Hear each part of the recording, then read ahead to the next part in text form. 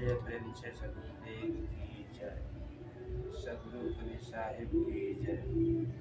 बंदी छोड़ कबीर साहिब की।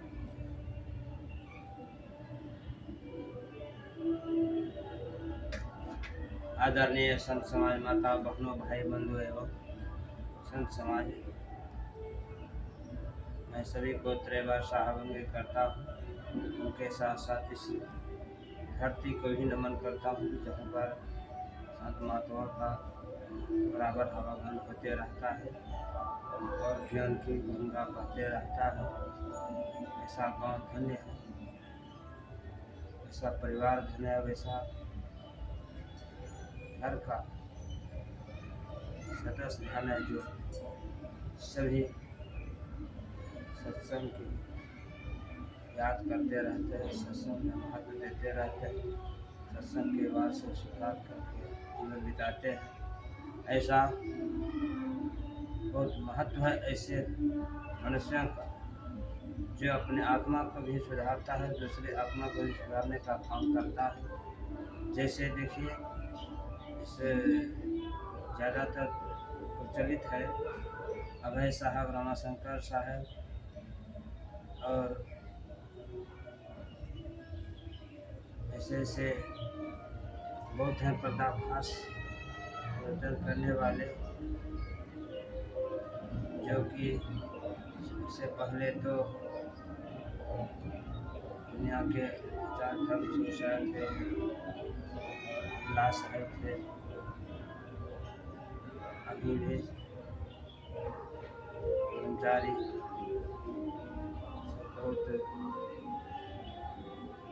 बिहार या भारत में हैं, जो इस सब जगह घूम घूम करके अपने ज्ञान का प्रचार प्रसार करते हैं, करवाते हैं। क्योंकि जन्म से कोई ज्ञानी नहीं बनता है, समझदार नहीं होता है, जानकार नहीं होता है। जन्म से तो अंधा होता है, अनजान होता है और बिल्कुल अनाड़ी होता है, उसके पास में कोई जानकारी नहीं होता है। इसलिए उसको जैसा संगत मिलता है, जिस विभाग में जैसा ज्ञान सीखता है वैसा ही प्राप्त होता है। इसलिए संगत सोच समझ कर करना चाहिए। सब काम करते हुए, सब प्रगति करते हुए संतों का संगत नहीं छोड़ना चाहिए और सत्संग, भजन, ध्यान, पूजा ये सब कभी नहीं छोड़ना चाहिए। इससे बहुत बड़ा हानि होता है। जो छोड़कर जितना उससे अलग रहता है उतना ही वह दुख पाता है। और जब आत्मा में दुख है तो सब चीज़ में दुख है, आत्मा में जब शांति है सब चीज़ में ठीक है। इसलिए शांति के लिए सत्संग जरूरी है, संत महात्माओं का दर्शन होना जरूरी है और ध्यान पूजा घर में प्रतिदिन होना जरूरी है। जो इसमें ख्याल नहीं करते हैं, सिर्फ संसारिक कामकाज में, माया मोह में फंसे रहते हैं, उसका कोई महत्व नहीं है। ज़्यादा जो काम में समय बिताता है वह जमराज का पंथा में चला जाता है। जो ज़्यादा भक्ति में बिताता है सदगुरु के जगह में चला जाता है। इसलिए महत्व है ज़्यादा भक्ति करने वाला को।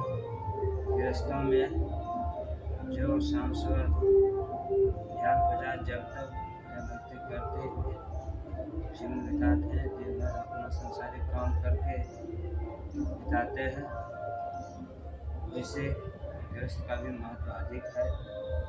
और जो गृहस्थ सिर्फ मांस मछली अंडा दारू तारी खिली हुए खाते हैं, सब काम कर सब कामकाज में तेज है करने में, इतना ही वह दिल का खुश है, दिल का दिलदार है, अगर वह गुरु नहीं है तो सब बेकार है। कैसे? गुरु तो सभी देवी देवता ने किया है, सभी भगवान ने किया है, और ऐसा कि राक्षस ने भी गुरु किया है। जो राक्षस का गुरु होता है वह विनाशकारी होता है, कष्ट देने वाला होता है और कष्टकारी चीज़ सिखाता है और उसको कष्ट देने वाला ही व्यक्ति बनाता है। इसलिए इसका गिनती पापी में माना जाता है। और संता में जो गुरु करता है वह अपना भी सुख शांति के लिए मार्ग बताता है और दूसरे के लिए भी मार्ग बताता है। इसलिए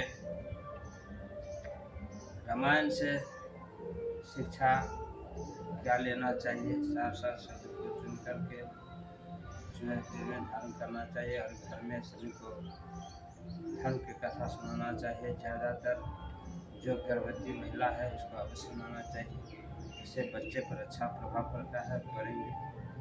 इसलिए अगर समाज सुधारना है, घर सुधारना है और परिवार सुधारना है तो घर में सभी परिवार मिलकर, छोटे बड़े नन्हे मुन्ने बच्चे बूढ़े सभी जवान स्त्री पुरुष मिलकर के स्तुति विनती प्रार्थना करेंगे सतगुरु का। उसका घर का पत्थर कुछ और है, जो नहीं करते उसके घर में शमशान की तरह हो जाते हैं, उसके घर में भूत प्रेत की तरह सभी का मन विचलित हो जाता है, सब में टकराव हो जाता है, विवाद हो जाता है, शांति विवाद हो जाता है। इसलिए ऐसा घर जीवन जिंदगी जो है वह दुखदायी होता है, किसी काम का नहीं होता है। ऐसे घर में प्रेत की सिवा देवता का कोई वास नहीं है, कोई संत महात्मा का कोई जगह नहीं है। तो जिस घर में सुमति नहीं है परिवार में, वह कितना ही चाहे वह पूजा पाठ कर ले करवा ले, कितना ही दान प्रदान कर ले करा दे, कितना ही वह कीर्तन करा ले, कितना ही वह जग करा ले, उससे कोई लाभ होने वाला नहीं है। गुरु महिमा में दिया है, योग यज्ञ जब तक व्यवहारा, नैव धर्म संयम आचारा, वेद पुराण कहे गहराई, गुरु बिनु सब निष्फल है भाई। बिना गुरु के सब निष्फल है। इसलिए सभी को जीवन में संभल कर चलना चाहिए, क्योंकि अब काल का देश है। अब किसको क्या महाराज पकड़ के किसमें लेकर चला जाएगा इसका कोई पता नहीं। इसलिए संभल करके चलना चाहिए और चले, नहीं तो बाद में पछताएंगे। इतना ही कहकर मैं अपने वाणी को विराम देता हूँ।